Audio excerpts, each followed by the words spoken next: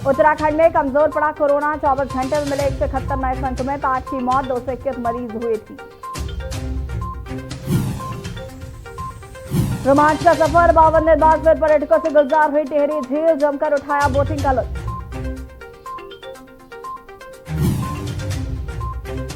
Jolly Grant airport को जोड़ने वाली अप्रोच रोड धसी, सरकार ने एनएच के 3 इंजीनियर किया सस्पेंड, 2 साल पहले बनकर तैयार हुई थी सड़क।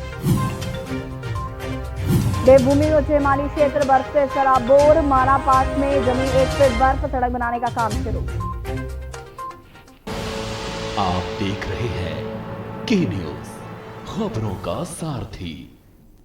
नमस्कार, उत्तराखंड के बुलेटिन में आप सभी का स्वागत है। मैं हूं आपके साथ यशी शुक्ला। बुलेटिन की शुरुआत बड़ी खबर से। नैनीताल से बड़ी खबर, जहां पर पुस्तकालय घोटाले का मामला हाईकोर्ट पहुंच गया है। आपको बता दें कि हरिद्वार में 2010 में हुआ था पुस्तकालय घोटाला।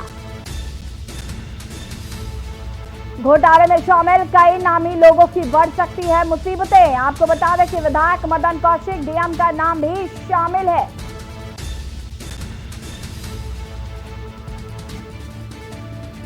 विधायक मदन कौशिक और डीएम का नाम भी शामिल। ग्रामीण अभियंत्रण सर्विस के अधिशासी अभियंता का भी नाम इस लिस्ट में है। बता दें कि 2010 में विधायक निधि से 1.5 करोड़ की लागत से बनना था पुस्तकालय। 16 पुस्तकालय बनाने के लिए पैसा आवंटित किया गया था और धरातल पर काम हुए बिना कर दी गई थी फाइनल पेमेंट।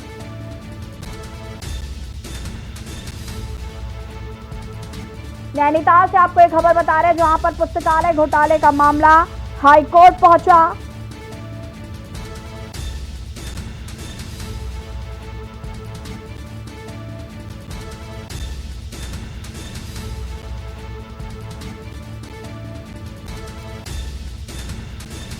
विधायक मदन कौशिक, डीएम का नाम भी इस लिस्ट में शामिल है। और अब आपको खटीमा से खबर बता देते हैं, जहां पर खटीमा क्षेत्र में सुबह से बारिश हो रही है। खटीमा से खबर, खटीमा क्षेत्र में सुबह से हो रही बारिश से नगर पालिका प्रशासन के दावों की पोल खुलती हुई नजर आ रही है। बता दें कि सफाई न होने से नालियों में पानी भर रहा है। सड़कें नगर निगम की पोल खोलती हुई नजर आ रही हैं। खटीमा क्षेत्र में सुबह से बारिश हो रही है और सड़कें जलमग्न हो गई हैं। खटीमा क्षेत्र में आपको बता दें कि सुबह से ही बारिश हो रही है और बारिश से नगर पालिका प्रशासन की पोल खुलती हुई नजर आ रही। सफाई न होने से नालियों में पानी भर चुका है, आवागमन बाधित है, लोगों को कई परेशानियों का सामना करना पड़ रहा है। आपको बता दें कि खटीमा क्षेत्र में सुबह से बारिश हो रही है और ये बारिश नगर पालिका की पोल खोलती हुई भी नजर आ रही।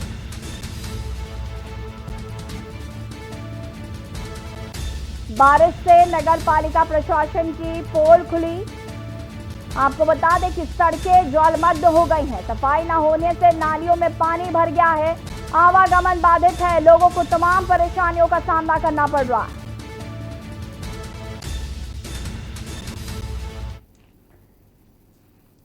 और अब आपको देहरादून से खबर बता देते हैं, कैबिनेट मंत्री विशन सिंह ने निर्माण कार्य का लिया जायजा। दिल्ली स्थित उत्तराखंड निवास में हो रहा निर्माण। उत्तराखंड के कैबिनेट मंत्री हैं विशन सिंह। दिल्ली स्थित उत्तराखंड निवास में यह निर्माण हो रहा है।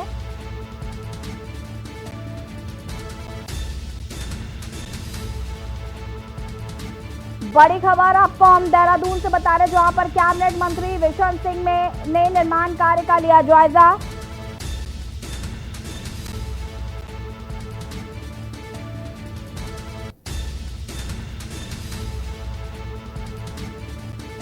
बड़ी खबर आपको बता रहे हैं,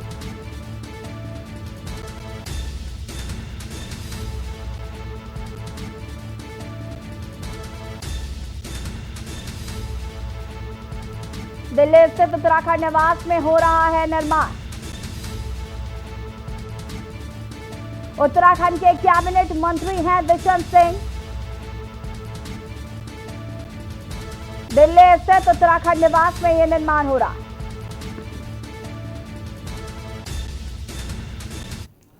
और इसी बीच आपको हम लक्सर से खबर बता देते हैं। लक्सर से खबर, डीएम हरिद्वार पहुंचे खानपुर के बालावली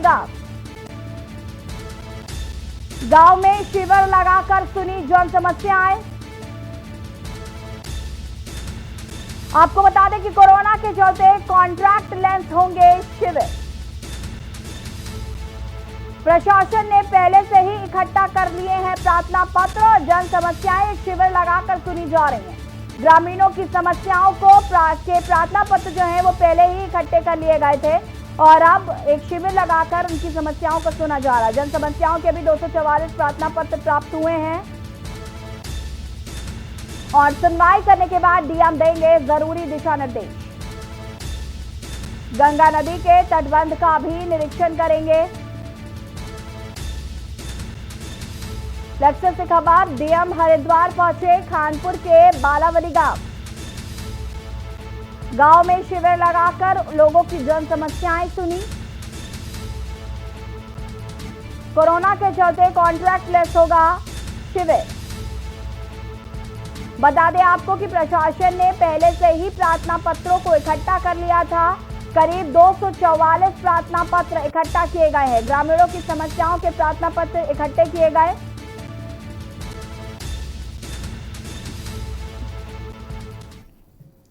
और अब बढ़ेंगे खबरों में। देहरादून में रहने वाले देश की पहली दिव्यांग निशानेबाज दिलराज कौर पारिवारिक संकट के कारण मुश्किल हालात में है। पिता और भाई की मृत्यु के बाद उनके सामने आर्थिक संकट गहरा गया है। मजबूरी में वो अपनी मां के साथ छोटा मोटा सामान बेच रही हैं, जिससे कि उनके घर का खर्च हो सके। दिलराज कौर ने पैरालंपिक शूटिंग में अंतर्राष्ट्रीय स्तर पर एक रजत और राष्ट्रीय स्तर पर 24 स्वर्ण समेत कई पदक अपने नाम किए हैं। हमारे संवाददाता अंकित काला ने निशानेबाज दिलराज कौर से खास बातचीत की है। क्या कुछ उन्होंने कहा है, ये सुन लेते हैं। अंतर्राष्ट्रीय स्तर की खिलाड़ी और पैरा शूटर हैं और दिलराज कौर वो इन दिनों इस परिस्थितियों से गुजर रही है, आर्थिक परिस्थितियों से गुजर रही कि उनको देहरादून में इस तरीके से सड़कों पे अपनी दुकान लगानी पड़ रही है। जबकि आपकी माताजी खुद राज्य आंदोलनकारी, आप खुद एक नेशनल लेवल के, आप अंतर्राष्ट्रीय स्तर की खिलाड़ी हैं मैडम। गोल्ड आपने जीत लिया, सिल्वर आपने जीत लिया, सब चीज़ इतना हो गया, तो ऐसी परिस्थिति क्यों आ रखी है कि आप ये दुकान लगा के बैठे? देखिए, मेरे घर में कमाने वाला कोई नहीं है। फैमिली पेंशन हमें मिलती है, पापा सरकारी नौकरी में थे तो फैमिली पेंशन आती है, वो हम रेंट पे रहते हैं। तो आपको पता है घरों के किराए कितने सारे होते हैं। तो अब हम क्या है कि वो फैमिली पेंशन किराए में चल जाती है, फिर पापा के बीमारी पे और भैया की बीमारी पे जो लोगों ने हमारी मदद की थी, अब उनके पैसे भी लौटाने में ज़्यादा जो थोड़ा बहुत हम बच जाता है बस उसी में गुजारा होता है। कई बार तो ये होता है हमारे पास मतलब महीने के 20 दिन के बाद पैसे ही नहीं होते। कर्जा भी होगा फिर? हाँ, वो सब कुछ निपटाने के बाद हमें कुछ बचता ही नहीं है। जब पता है ना कि फ्यूचर अनसर्टेन है, क्या होगा कर। आज तो मेरी मम्मी मुझे सपोर्ट कर रही है, कल मैं अगर मम्मी भगवान ना करे मम्मी को कुछ होता है तो मैं कहाँ जाऊँगी, मैं तो रोड पे आ जाऊँगी। बस एक वही टेंशन है कि अगर टाइम से सरकार ने मेरी सुन ली होती तो मुझे आज ये सब कुछ ना करना पड़ रहा होता। उस टाइम ये तो सोचा नहीं था कि करेंगे। हमने तो अपने इस देवभूमि से जुड़े हुए हैं। हम देवभूमि में पैदा हुई है, ये छोड़ ही नहीं सकते। कोई अपना घर बार नहीं छोड़ता, माँ बाप नहीं छोड़ता, कुछ नहीं छोड़ सकते हम। हमें कुछ नहीं, हम यही करेंगे। ये लड़ाई लड़ रहे हैं दूसरों के, हम घर देख के अपना घर तो तोड़ नहीं सकते। ठीक है, दूसरे स्टेट में होते हैं पर उनसे सीख के इनको करना चाहिए ना, यहाँ की हमारी स्टेट को करना चाहिए। कुल मिलाकर के एक दुखद परिस्थिति है कि अंतर्राष्ट्रीय स्तर की खिलाड़ी आज सड़कों पर सामान बेचने को मजबूर हो रही है और अब तक सरकार की तरफ से, सिस्टम की तरफ से उनकी कोई सुध नहीं ली जा रही है।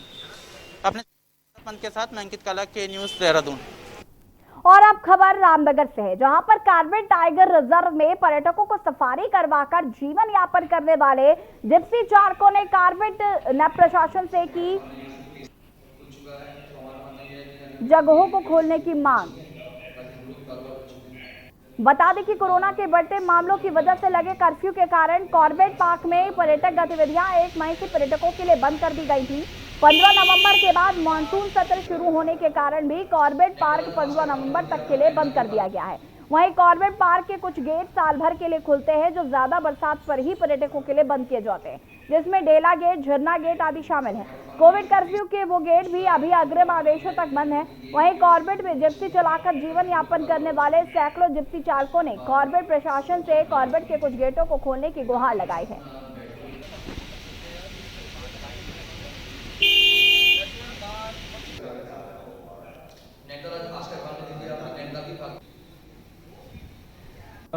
कॉर्बेट टाइगर रिजर्व के जो जिप्सी चालक हैं अभी वो आए थे और उन्होंने मांग की है कि चूँकि अब जो लेटेस्ट गाइडलाइंस हैं स्टेट की उसमें काफ़ी चीज़ें रिलैक्स कर दी गई हैं, तो जो पर्यटन है जो टीसीपी की गाइडलाइंस के अनुसार जो हो सकता है उसको प्रारंभ किया जाए। तो जो भी लेटेस्ट गवर्नमेंट की गाइडलाइंस है उसको स्टडी करते हुए जो भी इसमें कार्रवाई की जानी होगी वो की जाएगी। नेशनल हाईवे पर तेज गति से दौड़ रहे वाहनों के खिलाफ यातायात पुलिस ने कार्रवाई करनी शुरू कर दी है। NH 58 दिल्ली हरिद्वार मार्ग 4 लाइन बनने के बाद वाहनों की गति भी बढ़ गई है। भीड़भाड़ वाले इलाके में तेज गति से दौड़ रहे वाहनों से कई दुर्घटनाएं घट चुकी है। तेज रफ्तार से दौड़ रहे वाहनों की चपेट में आकर कई लोग अपनी जान भी गंवा चुके हैं। तेज गति से दौड़ रहे वाहनों पर लगाम कसने के लिए यातायात पुलिस कार्रवाई करने में जुट गई है। यातायात निरीक्षक मोहम्मद अकरम ने बताया कि 4 लाइन हाईवे बनने के बाद वाहनों की रफ्तार में तेजी आई है। तेज रफ्तार से दौड़ने वाले वाहन स्वामियों के खिलाफ चालान की कार्रवाई की जा रही है।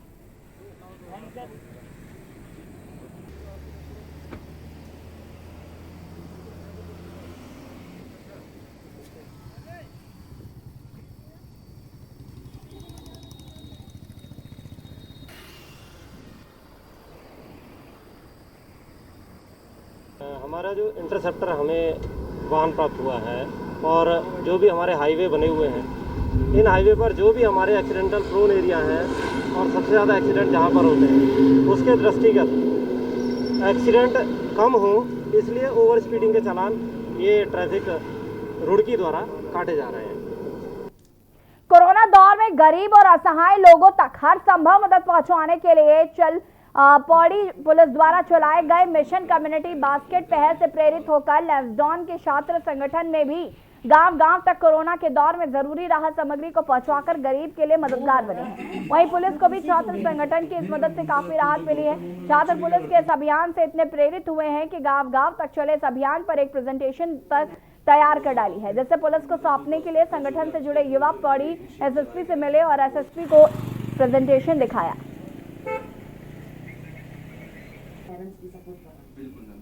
कोविड के दौरान यहाँ पर पौड़ी पुलिस द्वारा हमने कम्युनिटी बास्केट वाला सिस्टम यहाँ पर शुरू किया था। उसमें हर थाना में हमने बास्केट रखा था, उसमें किसके पास सामान है वो वहाँ पर डाल देते हैं और किसको ज़रूरत है उसको पुलिस द्वारा उस सामान को उनके घर तक पहुँचाया है। इससे इंस्पायर होके हमारा लैंसडाउन में youth power group of Lansdowne, so ये वहाँ पर यूथ ग्रुप है, उन्होंने इसमें बहुत इंस्पायर होके इसमें एक प्रेजेंटेशन के रूप में हमारा पौड़ी पुलिस द्वारा क्या क्या काम किया है उसके एक प्रेजेंटेशन के रूप में उन्होंने बनाया है और आज मुझे प्रेजेंट भी किया था। बहुत अच्छा लगा मुझे। देखिए, जो कम्युनिटी बास्केट के थ्रू जो इनिशिएट जो चलाया गया है एसएसपी मैडम द्वारा, इस पे क्या था कि जो कोरोना काल में जो लोग पीड़ित थे, जो भुखमरी से पीड़ित थे, जिन पे रिसोर्सेज प्रॉपर तरीके से पहुँच नहीं पा रहे थे, तो इस इनिशिएट से उन लोगों की काफ़ी मदद हुई है। तो लोगों ने हमें काफ़ी बताया कि आपकी तरफ से, पुलिस की तरफ से भी हमें बहुत एड मिली है कि जैसे राशन हो गया, मास्क हो गया, सैनिटाइज़र हो गया, और इस तरीके से काफ़ी मदद उनको प्राप्त हुई है। तो इससे प्रेरित होकर हमने इसलिए एक कम्युनिटी बास्केट के ऊपर एक डॉक्यूमेंट्री भी बनाई है। रामनगर कोसी बैराज में पैदल व वाहनों से 6 बजे बाद भी सैर पर निकले लोगों की स्थानीय प्रशासन ने कोरोना टेस्टिंग की। बता दें कि कोरोना के नए गाइडलाइन के अनुसार शाम 6 बजे के बाद पूर्ण तरीके से कोरोना कर्फ्यू है, लेकिन रामनगर में इसका असर नहीं देखने को मिल रहा है। शाम 6 बजे के बाद भी लोग रामनगर के कैसी बैराज पर सैकड़ों की तादाद में घूमने के लिए सैर पर निकल रहे हैं। कैसी बैराज पर सैकड़ों लोगों के सैर पर निकलने की लगातार सूचनाओं पर स्थानीय प्रशासन ने जिलाधिकारी के नेतृत्व में औचक टेस्टिंग शुरू कर दी, जिससे वाहनों में और पैदल घूम रहे लोगों में हड़कंप मच गया। वहीं प्रशासन ने 6 बजे के बाद भी वाहनों में से और पैदल घूम रहे 100 से ज्यादा लोगों की टेस्टिंग की।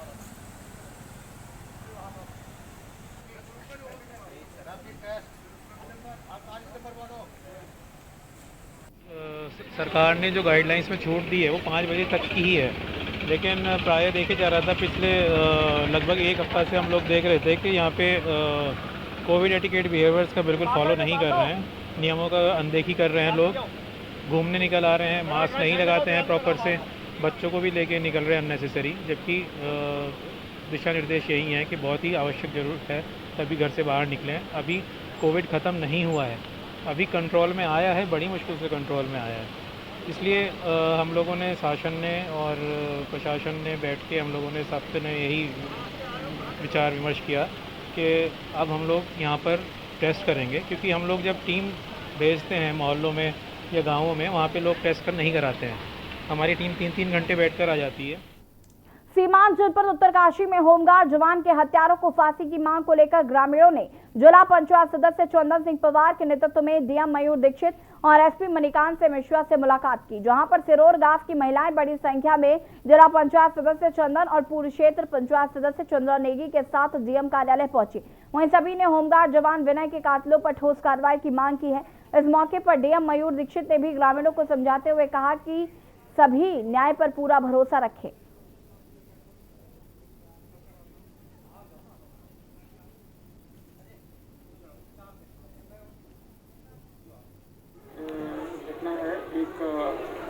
गार्ड विनय नेगी की हत्या हुई थी, जिसमें कि 2 लोगों को गिरफ्तार कर उन्हें जेल भेजा जा चुका है। उसी संबंध में परिवार के कुछ लोग आए थे, उनका ये कहना था कि मुझे को सख्त से सख्त सजा दिलाई जाए और ये प्रयास किया जाए कि जो मृतक हैं उनकी पत्नी को होमगार्ड में नौकरी दी जाए। वर्षों से रुद्रप्रयाग नगर में पेयजल को लेकर बनी गंभीर समस्या का डीएम के सुजबीबगढ़ स्रोत के निरीक्षण के बाद हल होने की पूरी उम्मीद है। पानी को लेकर हर रोज समाचार पत्रों की खबरों और जन शिकायतों पर जिलाधिकारी मनोज गोयल ने 5 किलोमीटर की पैदल दूरी चलकर सुजगीबगढ़ स्रोत का स्थलीय निरीक्षण किया। निरीक्षण के बाद डीएम ने जल निगम को सुजगीबगढ़ में नया फिल्टर ट्रीटमेंट प्लांट बनाने के निर्देश दिए। जिलाधिकारी ने पुनाड़, गदेरे से और डांगसेरा और अमसारी क्षेत्र को जाने वाली नहर के बंद पड़े होने पर भी नाराजगी जताई। जिलाधिकारी सुजगीबगढ़ ने वन विभाग द्वारा तैयार नर्सरी का भी निरीक्षण किया। यहाँ पर पहिया, आंवला, बांस, कचनार आदि अनेक प्रजातियों के करीब 2 लाख से अधिक पौधों की नर्सरी तैयार की गई।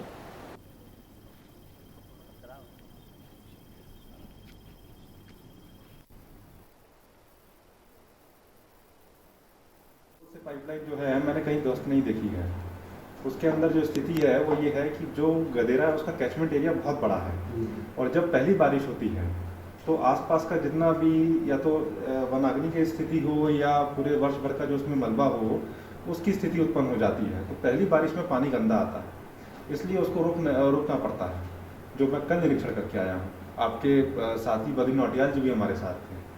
तो पाइपलाइन में टूटने की कहीं कोई स्थिति नहीं है इस प्रकार से कि रोड की कटिंग से पाइपलाइन इस वक्त पर ध्वस्त हो। जो पहली बारिश में मलबा आ जाता है उसके संबंध में जो ट्रीटमेंट प्लांट है वो पुराना बनाया हुआ है। और यहाँ पर वक्त हो गया एक छोटे से ब्रेक का, जो हाजिर होते हैं। आप देख रहे हैं के न्यूज, खबरों का सारथी। जुबान के लिए उड़ चला गैरों की जमीन पर, खुशबू अपने पन की ढूंढता। दूर कितना भी जा, इस जुबान से दूर ना जा पाओगे। विमल, बोलो जुबान केसरी। आप देख रहे हैं के न्यूज, खबरों का सारथी। ब्रेक के बाद एक बार फिर से आप सभी का स्वागत है। उधम सिंह नगर के थाना पंतनगर क्षेत्र में एक कार को तमंचे के बल पर लूटने का मामला सामने आया है। पीड़ित कार मालिक की सूचना पर पुलिस मामले की जांच में जुट गई है। पुलिस आसपास के सीसीटीवी फुटेज खंगालने में जुटी हुई है। वहीं पुलिस अधिकारी जल्द ही घटना को अंजाम देने वाले आरोपियों को गिरफ्तार करने की बात कर रहे हैं। आप लोग खाना उसमें हम लोगों ने हमारी अलग अलग टीमें लगी हुई हैं और कुछ बहुत महत्वपूर्ण सुराग हमको हाथ लगे हैं और आज शाम तक या कल दिन तक उसको वर्कआउट कर लेंगे। गाड़ी रिकवर हो जाएगी और जो उसमें जो संलिप्त अभियुक्त हैं 3 उनकी भी हम अरेस्टिंग करेंगे। सर क्या मामला था, कब की घटना है सर? ये घटना कल देर रात की है, 12 साढ़े 12 बजे की, और ये पंतनगर थाना क्षेत्र के नगला वाले इलाके का है। खबर अक्सर से है, जहां पर खानपुर विधायक ने मंगलवार देर शाम शेरपुर बेला के नजदीक टूटे बाणगंगा के तटबंध का निरीक्षण किया। उन्होंने फसलों का पानी वापस बाणगंगा में जाने तक टूटे तटबंध के निर्माण रोकने के निर्देश सिंचाई विभाग को दिए। सिंचाई विभाग के अधिशासी अभियंता ने निर्माण रोके जाने की पुष्टि की है। 2 दिन पूर्व गंगा का जलस्तर खतरे के निशान से ऊपर पहुंच गया था। ग्रामीणों ने बताया कि क्षतिग्रस्त तटबंध से होकर जो पानी फसलों में आया है वह अब वापस जा रहा है। जब तक पानी वापस न जाए तब तक मरम्मत का काम नहीं होना चाहिए। विधायक चैंपियन ने इस पर सहमति जताते हुए मौके पर मौजूद सिंचाई विभाग के अधिशासी अभियंता डीके सिंह को मरम्मत कार्य रुकवाने के निर्देश दिए।